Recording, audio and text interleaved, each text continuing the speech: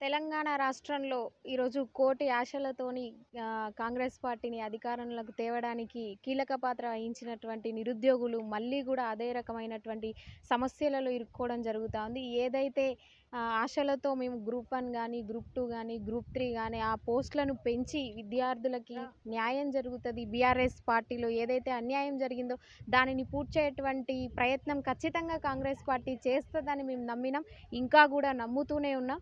ఆ ప్రయత్నంలోనే గ్రూప్ 1లో పోస్టులు పెంచాలి, గ్రూప్ 2లో పోస్టులు పెంచాలి. వచ్చినటువంటి నోటిఫికేషన్‌లో ఉన్నటువంటి పోస్టులు సరిపోవా అనంటే అవి సరిపోయే విధంగా అసలు అవి సరిపోతాయి అన్నటువంటి ఉద్దేశంతో విద్యార్థులైతే, నిరుద్యోగులైతే ఈరోజు లేరు. వారు చేసినటువంటి ఉద్యమాలు గావచ్చు, పార్టీని గావచ్చు, ప్రభుత్వాన్ని బీఆర్ఎస్ ప్రభుత్వాన్ని గద్దె దించి ఈరోజు కాంగ్రెస్ పార్టీని గద్దెనెక్కించడంలో కీలక పాత్ర వహించడంలో ఉన్నటువంటి ఉద్దేశం ఏంటంటే తమ బతుకులు బాగుపడాలని. అలాగే ఈరోజు 16 పేపర్లు లీక్ అయినటువంటి ఆ సమయంలో ఉన్నటువంటి ఒకే ఒక ఎగ్జామ్ ట్రాన్స్‌పరెంట్‌గా జరిగిందనేటువంటి వాదనతో ఎంతమంది ఏకీభవిస్తున్నారు, ఎంతమంది ఏకీభవించట్లేదనేటువంటి విషయాన్ని చూసుకుంటా ఉంటే ఈరోజు హైకోర్టులో కేసేసినటువంటి ఒక గంటలోనే జీఆర్ఎల్‌ని ఇవ్వడం జరిగింది.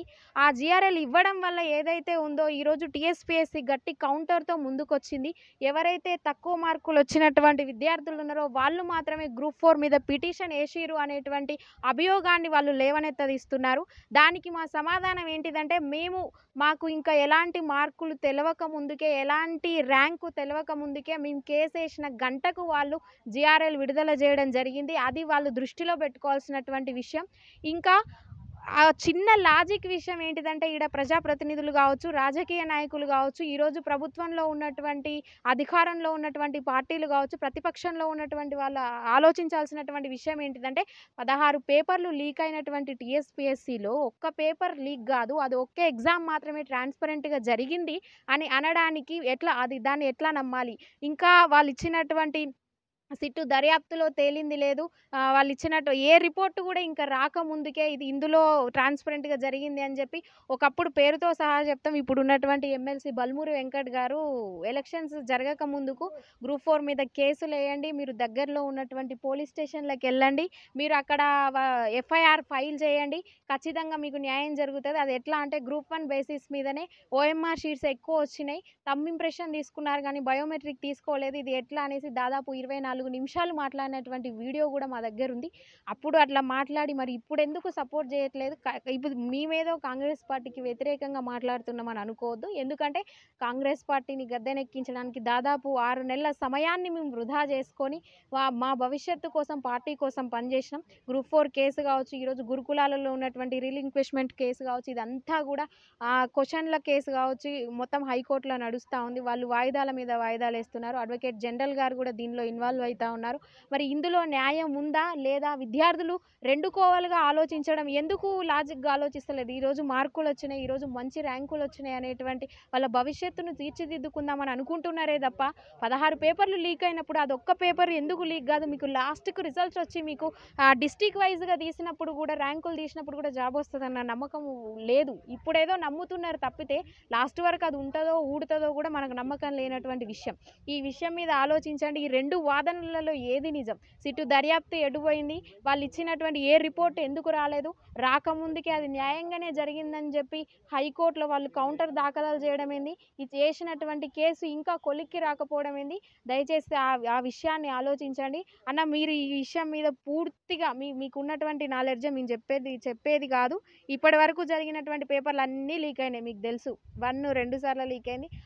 ఇప్పుడు ఎగ్జామ్ పెట్టిర్రు రిజల్ట్ జీఆర్ఎల్ ఇచ్చినంకనే మీరు ఇవ్వొద్దు అందరికి జాబులు వచ్చినాయని మాట్లాడితే ఆంధ్రప్రదేశ్‌లో రీసెంట్‌గా చూసుకుంటే 2016లో పెట్టినటువంటి గ్రూప్ 1 ఎగ్జామ్ సర్వీస్‌లలో ఉన్నటువంటి వ్యక్తులను ఈరోజు హైకోర్టు క్యాన్సల్ చేయాలని చెప్పింది. అన్యాయం ఎన్ని రోజులకున్న అన్యాయమే జరుగుతది. దాని మీద వాళ్ళు సుప్రీం కోర్టుకు కూడా పోయేటువంటి అంశం కనిపిస్తా ఉంది. మరి దానితోని పోల్చుకుంటే తెలంగాణలో జరిగినటువంటి 16 పేపర్ల లీకేజీని కాదనుకోని ఒక్క పేపర్ అనేటువంటి గ్రూప్ 4 ఏ విధంగా న్యాయంగా జరిగిందని మేము నమ్మాలి? అసలు నమ్మాలి అనడానికి కూడా ఈరోజు ఎక్కువ మార్కులు వచ్చినటువంటి విద్యార్థులు కూడా ఒక్క కనీసం జ్ఞానంతో ఆలోచిస్తే అది ఎట్లా జరిగింది అనేటువంటిది వాళ్ళకన్నా అర్థం కావాలి.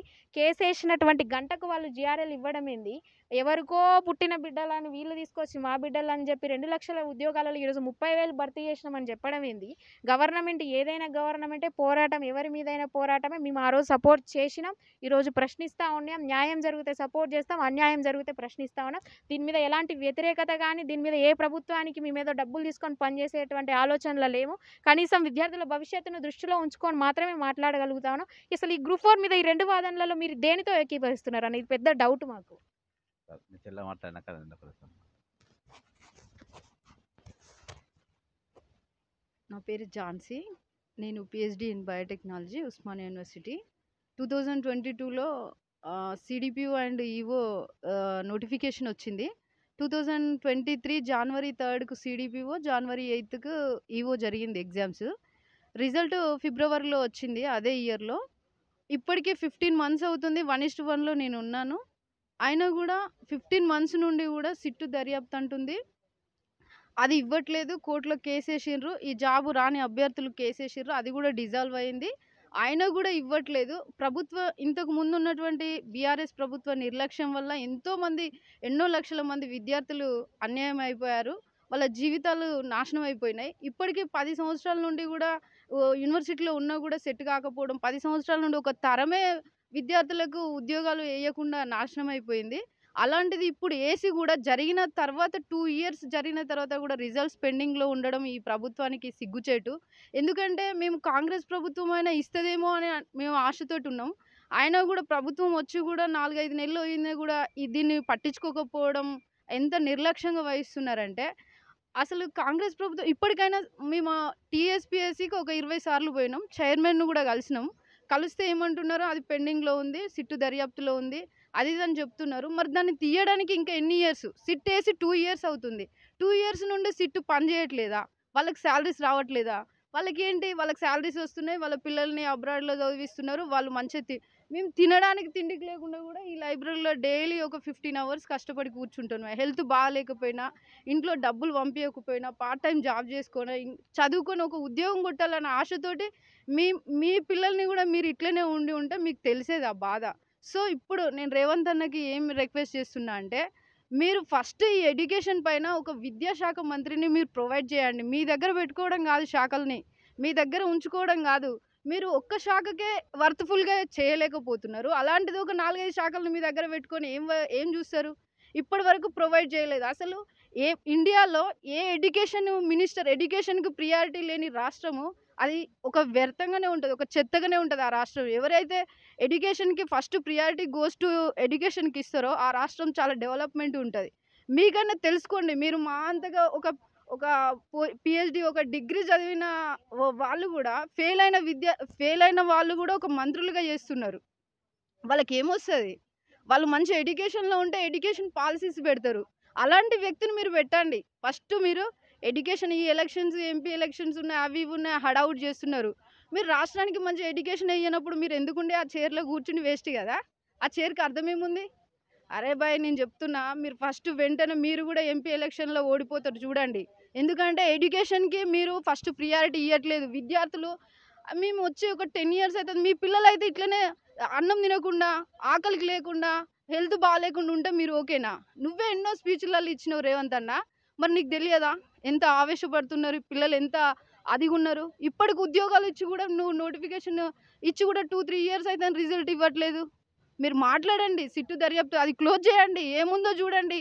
అది పాజిటివ్ ఉందా? నెగెటివ్ ఉందా? లేకపోతే మళ్ళీ ఎగ్జామ్ పెట్టండి. ఇదేందన్నా? ఇంత ప్రొలాంగ్ చేయడం ఇది కరెక్ట్ కాదు. ఫస్ట్ మీరు విద్యార్థులను దృష్టిలో పెట్టుకొని వాళ్ళ ప్రాబ్లమ్స్ ఏంటియో సాల్వ్ చేయండి. ఈ నోటిఫికేషన్ గ్రూప్ 1, గ్రూప్ 2 నోటిఫికేషన్‌లో కూడా ఇంకా పోస్టులను పెంచండి.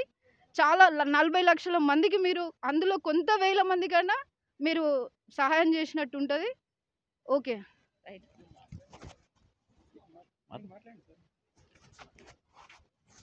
మిత్రులందరికీ నమస్కారం. ఇప్పటి వరకు చెల్లె స్వాతి, చెల్లె ఝాన్సీ ఇద్దరు కూడా మాట్లాడడం జరిగింది. ముఖ్యంగా ప్రభుత్వం మారడానికి కారణము ఇప్పుడున్న కాంగ్రెస్ నాయకులందరికీ కూడా తెలుసు. మీరు ఎక్కడ కూడా ఏ సిపాయితనం చేయలే, ఎక్కడ కూడా మీరు యుద్ధం చేయలే, మీరు ఏ సమస్య పైన కూడా రాయాలి. కానీ ఇందాక స్వాతి గారు చెప్పినట్టు 16 క్వశ్చన్ పేపర్ లీక్ అయితే టీఎస్పీఎస్సీకి వెళ్ళి ఆయనకు బొకే ఇచ్చి రాగానే వీళ్ళ మీద ఏమో యాక్షన్ తీసుకుంటారని ప్రబలిక ఆత్మహత్య తర్వాత ముఖ్యంగా విద్యార్థి లోకం దాదాపు 30 లక్షల మంది నిరుద్యోగులు వాళ్ళ ఇళ్లలో పోయి హోటల్ బూత్లకా నిలబడి కాళ్ళు మొక్కి మీ కోట్లు ఇప్పించారు. మీరు ఏ ఉద్యమం చేయకుండా మీ 6 పథకాలు చూసి ఎవరు ఓటేయాలి అది అన్నందుకు నన్ను పార్టీగా సస్పెండ్ చేసిండు. అది నాకు పెద్ద పరకేం పడదు. ఈరోజు నేను వరంగల్ ప్రచారం పోతా స్వాతి గారు 2 రోజులకి ఫోన్ చేస్తే ఈరోజు ఇక్కడ రావడం జరిగింది. ముఖ్యంగా గ్రూప్ 4ది ఏదైతే కోట్ల పెండింగ్లో ఉందో మరి దాని గురించి మీరు ఏది అధికారం లేనప్పుడు ప్రతిపక్ష పాత్ర మీరు ఉన్నప్పుడు మీ ఎమ్మెల్సీ గారు విద్యార్థి నాయకులు వాళ్ళని కోర్టులో కేసు వేయండి, ఎఫ్ఐఆర్ చేయండి, పోలీస్ స్టేషన్లో కేసులు పెట్టిందని చెప్పేసి మీరే చెప్పిండ్రు. మరి ఈరోజు మీరు అధికారం వచ్చినాక మీ స్టాండ్ ఏంది? మీ అడ్వకేట్ జనరల్ వాళ్ళ అడ్వకేట్ గారు వచ్చినా మీ అడ్వకేట్ జనరల్ ఎందుకు గైర్హాజరవుతుండ్రు? మీరు ఎందుకు వాళ్ళను మీ వాడు ఎందుకు ఏది దాని కేసును విస్మరిస్తుండ్రు? ప్రభుత్వం ఒక స్టాండ్ అనేది క్లియర్గా ఉండాలి. మీరు నిలబడతారా దాని మీద నిలబడండి, లేదని చెప్పండి. మీరు సేమ్ 44 జీవో మీద కూడా అట్నే చేసి వాళ్ళు ఎవరు అడగలే వచ్చి మీరే మీద పోయి మేము అయినాక రద్దు చేస్తామని చెప్పింది. ఈరోజు వాళ్ళు వచ్చిన వాళ్ళకు బాధపడుతున్నారు, రాని వాళ్ళు బాధపడుతున్నారు. సరే వాళ్ళ వచ్చిన వాళ్ళు ఎట్లా జాయిన్ అయిపోయిన వదిలేయండి. సూపర్ న్యూమికర్ పోస్ట్ క్రియేట్ చేసి 46 జీవో నౌకర్లు ఇస్తే అది కూడా క్లియర్ అయింది. ఇందాక ఝాన్సీ చెల్లె మాట్లాడినట్టు ఉమెన్ అండ్ చైల్డ్ వెల్ఫేర్లా 2 ఉద్యోగాలు పడ్డాయి, 2 నోటిఫికేషన్లు పడ్డాయి. దానికి సిట్ పేరు దర్యాప్తుతోని అది కూడా మీరు కొనసాగిస్తారు. సిట్ ఏమైంది, ఎక్కడి దాకా వచ్చింది? అసలు రాజు మీద రివ్యూ ముఖ్యమంత్రి గారు ఒక రివ్యూ మీటింగ్ పెట్టినరా? కోర్టులో ఎన్ని పెండింగ్ కేసులు ఉన్నాయి, ఏది వచ్చిన ఉద్యోగాల పైన ఏమేమి కేసులు పెండింగ్ ఉన్నాయి, త్వరగా వాటిని పరిష్కరించే దిశగా మనం ఎందుకు పనిచేస్తలేము? దానిపైన ముఖ్యమంత్రి గారు ఏమైనా రివ్యూ మీటింగ్లు పెట్టినరా? డిపార్ట్మెంట్ వైజ్గా ఏమైనా రివ్యూ మీటింగ్ పెట్టినరా? ఒక్కొక్క డిపార్ట్మెంట్ ఎన్నెన్ని ఖాళీలు ఉన్నాయి, వాటిపైన ఎన్ని కాంట్రాక్ట్ బేసెస్ ఉన్నాయి, ఎన్ని రెగ్యులర్ పోస్టులు ఉన్నాయి, ఎన్ని నాన్ రెగ్యులర్ పోస్టులు ఉన్నాయి అని చెప్పేసి మీరు ఏమైనా పెడుతుండ్రా అని అంటే ఇవాళ వరకు అవి ఏవి కూడా కనబడతలేవు, కానరాకుండా పోయింది. నేను ఈరోజు ఒకటే డిమాండ్ చేస్తున్నా ముఖ్యమంత్రి గారిని, మీరు వెంటనే ఈరోజు మీరు 2 లక్షల పోస్టులు నింపుతామని చెప్పి రాహుల్ గాంధీ గారితో చెప్పిండ్రు, ప్రియాంక గాంధీ గారితో చెప్పారు. వాళ్ళ మాట కూడా విలువ ఇవ్వకపోతుంది. ఇవాళకి 100 రోజులల్లో ఏది మెగా డిఎస్సి 20,000 పోస్టులు ఇస్తామని చెప్పి 100 రోజులు వెళ్ళిపోయి 125 రోజులు వచ్చాయి. నువ్వు ఇచ్చిన పోస్టులు ఏంటి? 700 పోస్టులు ఇచ్చేసి 30 లక్షల మంది విద్యార్థులు ఈరోజు ఎక్కడ నేను ప్రచారం పోతే కోదాడ పో, హుజూర్నగర్ పో, నల్గొండ పో, ఎక్కడ పోయినా ప్రిపేర్ అవుతా ఉన్నారు. అందులో ఒక కోచింగ్ సెంటర్లో మిగిలే కూడా అంతమంది కూడా నౌకర్లు వచ్చేటట్లేవు. ఈరోజు ఆ విధంగా ఉండద్దు. చాటల తౌడు పోసి పంచాయతీ పెట్టుకోమన్నట్టు ఈరోజు ఇస్తుంది. మీరు ఏది కూడా ఇప్పుడు 4th ఏది గ్రూప్ 4 కూడా అదే పరిస్థితి ఉన్నది.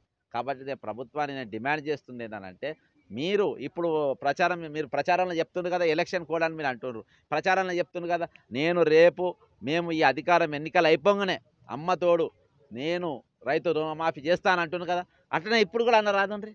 ఏ ఎలక్షన్లు అయిపోగానే మొన్నదాకా ఎట్లా అబద్ధం మళ్ళీ అబద్ధమనే చెప్పండి.